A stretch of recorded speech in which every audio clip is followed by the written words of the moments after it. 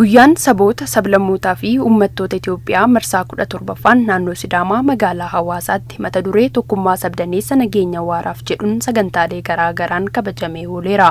Sirna kabajaa ayyaanichaa irratti tokkummaa fi nageenyaan jiraachuuf haala yoo mijeessuu baanne badhaadhina yaadamuu fiduu fi baanee galuun ni yaaddeessaa kan jedhan ministeerri muummee Itoophiyaa Dr. Abiy Ahmed rakkoon tokkoon keenyaa furamuu kan danda'u rakkoon Itoophiyaa yoo furamedha jedhan.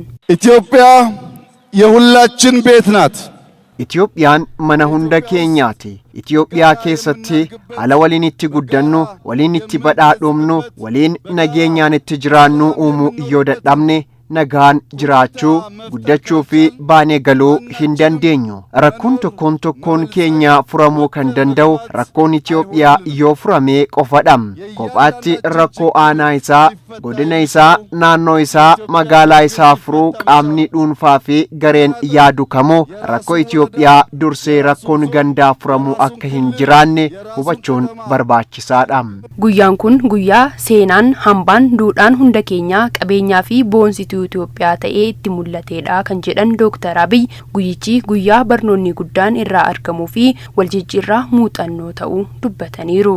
በዚህ ቀን የሁላችን ታሪክ የሁላችን ቅርስ guyyaa kanatti seenaan, hambaan, duudhaan hunda keenyaa qabeenyaa fi boonsituu Itoophiyaa ta'ee kan itti mul'atudha. Hundi keenya Itoophiyaaf baay'ee barbaachisaa ta'uu keenyaa fi dibaabee Itoophiyaa jalatti miidhaginni keenya caalmaatti kan mul'atu ta'uusaa guyyaa itti barannuudha.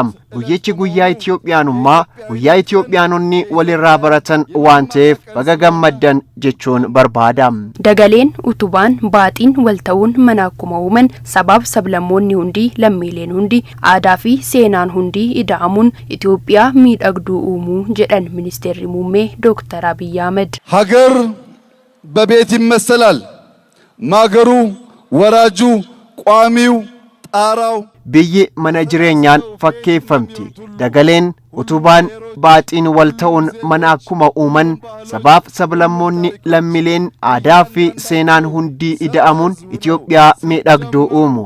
Kophaatti miidhagnee mul'achuuf osoo hin taane tokkummaan daraaruuf onneen keenya gaarii fi sammuun keenya xiinxalaa akka ta'u hubachiisuun barbaada.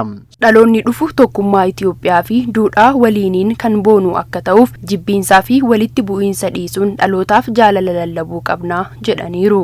መጪው ትውልድ ከልመና የተገላገለ dhaloonni dhufu kadhaa irraa bilisa kan ta'e hojjetee kan nyaatu, ollaa isaa kan jaallatu, afaanota biroo barachuuf kan tattaaffatu, tokkummaa uummata Itoophiyaa fi duudhaa waliiniin kan boonu akka ta'u gara duubaa deebinee wal arrabsuu, wal dhiibuu fi wal jibbuu osoo dhiisnee nuufis ijoollee keenyaafis kan fayyadu waan ta'eef itti yaaduu qabna. Ajandaan injifamtootaa jibbiinsa, ajjeechaa, namoota nagahaa dararuudha kan jedhan ministeerri muummee Dr. Abiy Ahmed yaadonni faallaa ta'an Itoophiyaaf waan hin malleef lammiileen Itoophiyaa hundi ajandaalee dhufaniif osoo deebii hin laatin dursanii akka qulqulleeffatan waamicha dhiyeessaniiru. የተሸናፊዎች አጀንዳ ጥላቻ፣ ግድያ፣ መገፋፋት፣ ንጹሃንን ማጎሳቆል ነው። Ajandaan injifamtootaa jibbiinsa, ajjeechaa, wal dhiibuu fi namoota nagaa dararuudha. Yaadonni faallaa bitaadhanis mirgaanis jiran Itoophiyaaf waan hin fayyanneef lammiilee Itoophiyaa kabajamtoota ajandaalee tokkoof deebii laachuuf keessan dura abbaa fi burqaa ajandichaa beekuuf yaaluu qabdu.